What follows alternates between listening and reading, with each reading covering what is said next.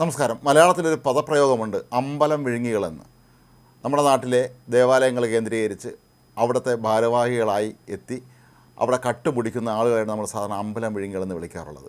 ഇപ്പോൾ ശബരിമലയുമായി ബന്ധപ്പെട്ട വാർത്തകൾ ഓരോ ദിവസവും പുറത്തു വരുമ്പോൾ സ്വാഭാവികമായി നമ്മൾ ചിന്തിച്ചു പോകുന്നത് ഈ അമ്പലം വിഴുങ്ങികൾ എന്ന് പറയുന്ന ആ പദപ്രയോഗം തന്നെ അവിടെ ഭരിച്ചിരുന്ന ആളുകൾക്ക് ആണ് ഏറ്റവും യോജിക്കുക എന്നുള്ളത് തന്നെയാണ്. ദേവസ്വം ബോർഡ് ഭാരവാഹികളാണെങ്കിലും ഉദ്യോഗസ്ഥന്മാരും ഒക്കെ തന്നെ ഒരു കറോ പശുവായി കണക്കാക്കി ശബരിമലയിൽ നിന്ന് എന്തെല്ലാം സാധനങ്ങൾ അടിച്ചു മാറ്റാൻ പറ്റുമോ അതെല്ലാം ഇവർ ചെയ്തിട്ടുണ്ട് എന്ന് തന്നെയാണ് ഇപ്പോൾ മനസ്സിലാക്കാൻ കഴിയുന്നത്. ഇതിൽ ഒടുവിലത്തെ പേരാണ് ഡി മണിയുടേത്. ആരാണ് ഈ ഡി മണി എന്നുള്ളതിനെക്കുറിച്ച് ഇപ്പോഴും ആർക്കും അറിയില്ല. പ്രത്യേക അന്വേഷണ സംഘത്തിന് നൽകിയ മൊഴി അനുസരിച്ച് ഒരു വിദേശ വ്യവസായവുമായി നടത്തിയ ചോദ്യം ചെയ്യലിലാണ് അദ്ദേഹത്തെ മുറ്റത്തിൻ്റെ മൊഴിയെടുത്തപ്പോഴാണ് ഇത്തരത്തിലുള്ള ഒരു പേര് പ്രത്യേക അന്വേഷണ സംഘത്തിന് ലഭിക്കുന്നത്. ഡി മണി എന്നൊരാളുണ്ട് എന്നും ഇയാൾ ചെന്നൈ സ്വദേശിയാണ് എന്നും ദുബായ് കേന്ദ്രീകരിച്ച് പ്രവർത്തിക്കുന്ന ആളാണെന്നുമൊക്കെയാണ് അറിയാൻ കഴിഞ്ഞിട്ടുള്ളത്. പക്ഷേ ഈ കൃത്യമായി ഈ ഡി മണി ആരാണ്, ഇങ്ങനെ ഒരാൾ തന്നെ ഉണ്ടോ എന്ന് സ്വാഭാവികമായും ഇപ്പോൾ സംശയിക്കത്തക്ക രീതിയിലാണ് കാര്യങ്ങൾ മുന്നോട്ട് പോകുന്നത്. ശബരിമലയിലെ 4 പഞ്ചലോഹ വിഗ്രഹങ്ങൾ ഉണ്ണികൃഷ്ണൻ പോറ്റി വഴി ദേവസ്വം ബോർഡിൻ്റെ ഉന്നതന്മാർ വഴി ഇയാളുടെ കൈവശം എത്തിയെന്നും ദുബായിൽ നിന്ന് വിമാനമാർഗം തിരുവനന്തപുരത്തെത്തിയ ഇയാളൊരു ഹോട്ടലിൽ വെച്ച് ഉണ്ണികൃഷ്ണൻ പോറ്റിയും ദേവസ്വം ബോർഡിലെ ഉന്നതരുമായി കൂടിക്കാഴ്ച നടത്തിയ വേളയിലാണ് ഇതിനുള്ള പണം കൈമാറിയത് എന്നുമൊക്കെയാണ് പറയപ്പെടുന്നത്. ഈ ഡി മണി എന്നുള്ള ഇയാളുടെ പേരിലെ ഡി എന്താണ്, ദാവൂദാണോ ദുബായ് മണിയാണോ എന്നൊക്കെയുള്ള ഒരുപാട് സംശയങ്ങൾ വരുന്നുണ്ട്. പക്ഷേ അതിൽ ഒരു കാര്യം ഉറപ്പാണ്, ശബരിമലയിൽ നിന്ന് മാത്രമല്ല തിരുവിതാംകൂർ ദേവസ്വം ബോർഡിന് കീഴിലുള്ള കേരളത്തിലെ നിരവധി പ്രശസ്തങ്ങളായ അമ്പലങ്ങളുണ്ട്. അവിടെ നിന്നൊക്കെ തന്നെ അവിടുത്തെ അമൂല്യമായ പല വസ്തുക്കളും ഈ മാഫിയ സംഘം അടിച്ചു മാറ്റിയിട്ടുണ്ട് എന്നുള്ള കാര്യം നിസ്സംശയം നമുക്ക് പറയാൻ കഴിയും. കാരണം അത്തരത്തിലുള്ള ഒരു റാക്കറ്റാണ് ഇതിൻ്റെ പിന്നിൽ പ്രവർത്തിച്ചത് എന്ന് വേണം കരുതാൻ. ഈ ഉണ്ണികൃഷ്ണൻ പോറ്റി എന്ന് പറയുന്ന ആൾ 2004 മുതൽ 2008 വരെ മാത്രമാണ് ശബരിമലയിൽ ഈ കീശാന്തിയുടെ സഹായിയായി ജോലി ചെയ്തിരുന്നത്. ഇതിന് ശേഷമാണ് അവിടെ ഒരുപാട് കാര്യങ്ങൾ സംഭവിച്ചിരിക്കുന്നത്. 2016 ശേഷമാണ് ഇയാൾ ഇത്തരത്തിലുള്ള ഈ മാഫിയ പ്രവർത്തനങ്ങളുമായി അവിടെ എത്തിയത് എന്ന് വേണം കരുതാൻ. ശബരിമല ജോലി ചെയ്യുന്ന ആ കാലയളവിനുള്ളിൽ തന്നെ ഇയാൾ അവിടെയുള്ള പ്രധാനപ്പെട്ട വ്യക്തികളുമായി എല്ലാം തന്നെ അടുത്ത വ്യക്തിബന്ധം സ്ഥാപിച്ചതായും ഇവരുടെയൊക്കെ തന്നെ ദൗർബല്യങ്ങൾ മനസ്സിലാക്കി അത്തരത്തിൽ ഒരു മാഫിയ സംഘം പോലെ ചേർന്ന് പ്രവർത്തിച്ച് ശബരിമലയിൽ നിന്നുള്ള വിലപിടിപ്പുള്ള പല വസ്തുക്കളും ഇവിടുന്ന് കടത്തിയതായിട്ട് തന്നെയാണ് ഇപ്പോഴും പ്രത്യേക അന്വേഷണ സംഘം കരുതുന്നത്. ഏതായാലും പ്രത്യേക അന്വേഷണ സംഘം ഇപ്പോൾ ചെന്നൈയിൽ എത്തിയിരിക്കുകയാണ്. അവിടെ ഈ ഡി മണിയെ കിട്ടുമോ, ചോദ്യം ചെയ്യാൻ കഴിയുമോ എന്നുള്ള അന്വേഷണത്തിലാണ് പ്രത്യേക അന്വേഷണ സംഘം. പക്ഷേ ശരിക്കും ഈ ഒരു ഡി മണി ചെന്നൈ സ്വദേശി തന്നെയാണോ, ഇയാൾ ദുബായിലാണോ, ഇയാൾ എവിടത്തുകാരനാണ്, ഇയാളുടെ പേര് തന്നെയാണോ എന്നുള്ളതിനെക്കുറിച്ചൊന്നും തന്നെ ഇപ്പോഴും ആധികാരികമായി യാതൊരു തരത്തിലുള്ള രേഖകളും ലഭിച്ചിട്ടില്ല എന്നുള്ളതാണ് നമ്മെ ഞെട്ടിപ്പിക്കുന്ന വസ്തുത. ഒരുപക്ഷേ ഉണ്ണികൃഷ്ണൻ പോറ്റിക്ക് ഇത് സംബന്ധിച്ച് കൃത്യമായ വിവരങ്ങൾ അറിയാമായിരിക്കും. അയാളെ പോലീസ് ചോദ്യം ചെയ്യേണ്ട രീതിയിൽ ചോദ്യം ചെയ്ത് കഴിഞ്ഞാൽ അത് സംബന്ധിച്ച വിവരങ്ങളൊക്കെ തന്നെ ലഭിക്കുമായിരിക്കും. അന്വേഷണം ആദ്യഘട്ടങ്ങളിൽ നേരെ ചൊവ്വെ സഹകരിക്കാതിരുന്ന ഉണ്ണികൃഷ്ണൻ പോറ്റി പിന്നീട് സഹകരിച്ച് തുടങ്ങിയതൊക്കെ തന്നെ തൻ്റെ എല്ലാ രഹസ്യങ്ങളും ഇനി മറച്ചു വയ്ക്കാൻ കഴിയുകയില്ല എന്നുള്ള അവസ്ഥ വന്നപ്പോഴാണ് എന്നുള്ള ഘട്ടത്തിലാണ്. അതുകൊണ്ട് തന്നെ ഇയാളെ ഇനിയും ചോദ്യം ചെയ്യുക, അല്ലെങ്കിൽ ഇപ്പോൾ പിടികൂടുന്ന ആളുകളെ ഇയാൾക്കൊപ്പം പറ്റി ചോദ്യം ചെയ്താൽ ഇത് സംബന്ധിച്ചുള്ള കൃത്യമായ വിവരങ്ങൾ ലഭിക്കും എന്ന് തന്നെയാണ് കരുതപ്പെടുന്നത്.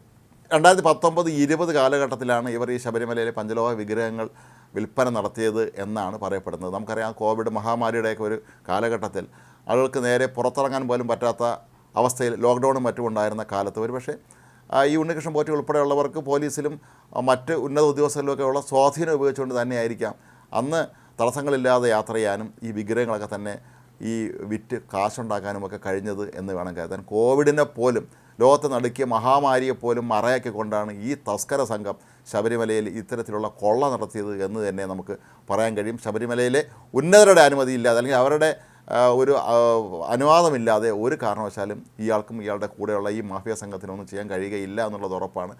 ദേവസ്വം ബോർഡ് അന്നുണ്ടായിരുന്ന ഉന്നതരിലേക്ക് തന്നെയാണ് ഈ സംശയത്തിൻ്റെ മുന നീളുന്നത് എന്നുള്ള കാര്യവും സംശയമില്ലാത്ത ഒന്നാണ്. മാത്രമല്ല, സ്മാർട്ട് ക്രിയേഷൻസുമായി ബന്ധപ്പെട്ടും ഇപ്പോൾ ചില വാർത്തകൾ പുറത്തു വരുന്നുണ്ട്. അത് നമ്മെ അമ്പരപ്പിക്കുന്നതാണ്. കാരണം ഇവർ ആദ്യമായി ശബരിമലയിൽ സ്വർണ്ണഭൂഷണത്തിൽ 2009 എന്നാണ് അറിയാൻ കഴിഞ്ഞത്. അത് അവരുടെ സമൂഹ മാധ്യമ പേജിൽ നിന്ന് തന്നെ ലഭ്യമാണ്. ശബരിമലയിലെത്തി അവിടെ വെച്ചാണ് അവർ സ്വർണം പൂശിയത്. എന്നാൽ വർഷങ്ങൾക്ക് ശേഷം ഇവിടുത്തെ സ്വർണ്ണപ്പാളികൾ ഇളക്കി മാറ്റി ചെന്നൈയിലേക്ക് 2019 എന്തിനാണ് കൊണ്ടുപോയത് എന്നുള്ള ചോദ്യം അവിടെ ഉയരുന്നുണ്ട്. കാരണം ശബരിമലയിൽ വെച്ച് തന്നെ നേരത്തെ സ്വർണം പൂശാനുള്ള സംവിധാനം അവിടെ ഉണ്ടായിരിക്കെ എന്തിനാണ് കേരളത്തിന് പുറത്തേക്ക് കൊണ്ടുപോയത് എന്നും ഇത്രയധികം സമയമെടുത്താണ്. കേരളത്തിൽ നിന്ന് ചെന്നൈയിലെത്താൻ 35 ദിവസത്തിലധികം എടുത്തു എന്നാണ് പറയപ്പെടുന്നത്. അത് സ്വാഭാവികമായും വീണ്ടും സംശയത്തിൻ്റെ നിഴലിലേക്ക് എത്തുന്നൊരു സംഭവമാണ്. ഏതായാലും ഈ ഉണ്ണികൃഷ്ണൻ പോറ്റി ആളൊരു ചെറിയ മീനല്ല എന്ന് മനസ്സിലായിട്ടുണ്ട്. കാര്യങ്ങൾ വളരെ കൃത്യമായി ആസൂത്രണം ചെയ്യുന്ന, നേരത്തെ ഹൈക്കോടതി ചൂണ്ടിക്കാട്ടിയ ആ ഒരു കപൂർ സ്റ്റൈൽ, ആ സ്വർണ്ണ തട്ടിപ്പുകാരൻ്റെ അയാളെ കടത്തി കൊട്ടുന്ന ബുദ്ധിമാനും തന്ത്രശാലിയും ഒരു നല്ല രീതിയിൽ കാര്യങ്ങൾ ആസൂത്രണം ചെയ്ത് സ്വന്തം കാര്യം കാണുകയും ഒപ്പം കൂടെ നിന്നവർക്കെല്ലാം പണം നൽകുകയും ചെയ്ത ഒരാളാണ് ഇയാളെന്ന് തന്നെയാണ് നമുക്കിതിൽ നിന്ന് മനസ്സിലാക്കാൻ കഴിയുന്നത്. ഉണ്ണികൃഷ്ണൻ പോറ്റി തന്നെയാണ് പഞ്ചലോഹ വിഗ്രഹം കടത്തിയതിൻ്റെയും അവിടെ സ്വർണ്ണം പൂശിയതിൻ്റെയും സ്വർണ്ണം അടിച്ചു മാറ്റിയതിൻ്റെയൊക്കെ പിന്നിൽ പ്രവർത്തിച്ച മുഖ്യ ആസൂത്രകൻ എന്നുള്ളത് ഉറപ്പായിട്ടുള്ള ഒരു കാര്യം തന്നെയാണ്. 2016 ഈ പോറ്റി സ്പോൺസറുടെ വേഷത്തിൽ ശബരിമലയിൽ എത്തുന്നത്. പക്ഷേ ശരിക്കും ഇയാളല്ല സ്പോൺസറെന്ന് നമ്മൾ പിന്നീട് മനസ്സിലാക്കുന്നുണ്ട്. ഇയാൾ മറ്റു പലരിൽ നിന്നും പണം വാങ്ങി അത് ശബരിമലയിൽ കൊണ്ടുവന്നതിന് ശേഷം അല്ലെങ്കിൽ ദേവസ്വം ബോർഡ് ഏൽപ്പിച്ചതിന് ശേഷം താനാണ് ഇതിൻ്റെയൊക്കെ സ്പോൺസർ എന്ന് പറയുന്ന അവസ്ഥയിലേക്ക് എത്തി എങ്കിൽ നേരത്തെ ഇവിടുത്തെ ഒരു ചെറിയ കീഴ്ജീവനക്കാരനായിരുന്നൊരു മനുഷ്യൻ പെട്ടെന്നൊരു ദിവസം ഒരു സ്പോൺസറെ കോടിക്കണക്കിന് രൂപ കൊണ്ടുവരികയാണെങ്കിൽ ദേവസ്വം ബോർഡിലെ ഉന്നതന്മാർ സ്വാഭാവികമായും അയാളെ സംശയത്തോടുകൂടി തന്നെയായിരിക്കും നോക്കിക്കാണാൻ സാധ്യതയുള്ളത്. പക്ഷേ ഇതങ്ങനെ അല്ല സംഭവിച്ചിരിക്കുന്നത്. ഇയാളെ തിരികെ അവിടെ എത്തിച്ച് വളരെ പ്രധാനപ്പെട്ട തന്ത്രപ്രധാനമായ സ്ഥാനങ്ങളിലൊക്കെ തന്നെ ഇയാൾക്ക് കടന്നു ചെല്ലാൻ കഴിഞ്ഞത് ഇയാൾക്ക് അവരുമായിട്ടുണ്ടായിരുന്ന ഒരു നെക്സസിൻ്റെ ഭാഗമായിട്ട് തന്നെയാണ് എന്നുള്ള കാര്യം നിസ്തർക്കമാണ്. ഉണ്ണികൃഷ്ണൻ പോറ്റിയെ സംബന്ധിച്ചിടത്തോളം കുറഞ്ഞ സമയം കണ്ട് കോടിക്കണക്കിന് രൂപ അയാൾ സമ്പാദിച്ചു. അയാൾ വസ്തുവകൾ വാങ്ങിക്കൂട്ടി. പക്ഷേ അവ എന്നും തന്നെ നമ്മുടെ നാട്ടിലെ ആദായ നികുതി വകുപ്പോ അതുപോലെ ED ഉൾപ്പെടെയുള്ള ധനകാര്യ കാര്യങ്ങളുടെ ക്രമക്കേട് അന്വേഷിക്കുന്ന ഒരു സ്ഥാപനം പോലും കണ്ടെത്തിയില്ല എന്നുള്ളത് ഇപ്പോഴും മനസ്സിലാക്കാൻ കഴിയാത്ത ഒരു കാര്യമാണ്.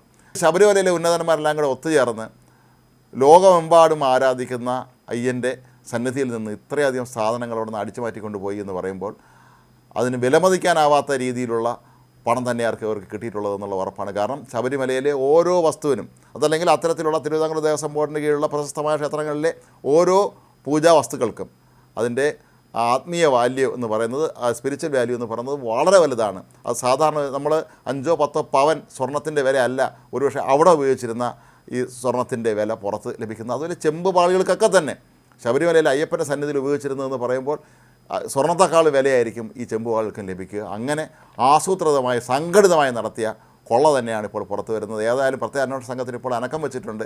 ഹൈക്കോടതിയുടെ കഴിഞ്ഞ ദിവസത്തെ അതിശക്തമായ വിമർശനത്തിൻ്റെ കൂടി പശ്ചാത്തലത്തിൽ അവർ അടിയന്തരമായി കാര്യങ്ങൾ ചെയ്തില്ലെങ്കിൽ ഇനി അങ്ങോട്ട് ഹൈക്കോടതിയുടെ നിലപാട് കൂടുതൽ ശക്തമാകും എന്ന് വ്യക്തമായി മനസ്സിലായിക്കൊണ്ട് തന്നെയാണ് ഇപ്പോൾ അന്വേഷണ സംഘം ഇറങ്ങിയിട്ടുള്ളത്. ഒപ്പം CBI കേസ് അന്വേഷിക്കാൻ തയ്യാറാണെന്ന് അറിയിച്ചിട്ടുള്ളതും ED അന്വേഷണം ആരംഭിച്ചിട്ടുള്ളതും ഒക്കെ തന്നെ ഈ കൊള്ള സംഘത്തെ എത്രയും വേഗം പിടികൂടാൻ സഹായകരമാകും എന്ന് തന്നെ വേണം കരുതാൻ. കാരണം സംസ്ഥാന സർക്കാർ നിയോഗിച്ച പ്രത്യേക അന്വേഷണ സംഘത്തിന് മേൽ എന്തൊക്കെ പറഞ്ഞാലും സംസ്ഥാന സർക്കാരിൻ്റെ ഒരു നിയന്ത്രണം ഉണ്ടായിരിക്കും.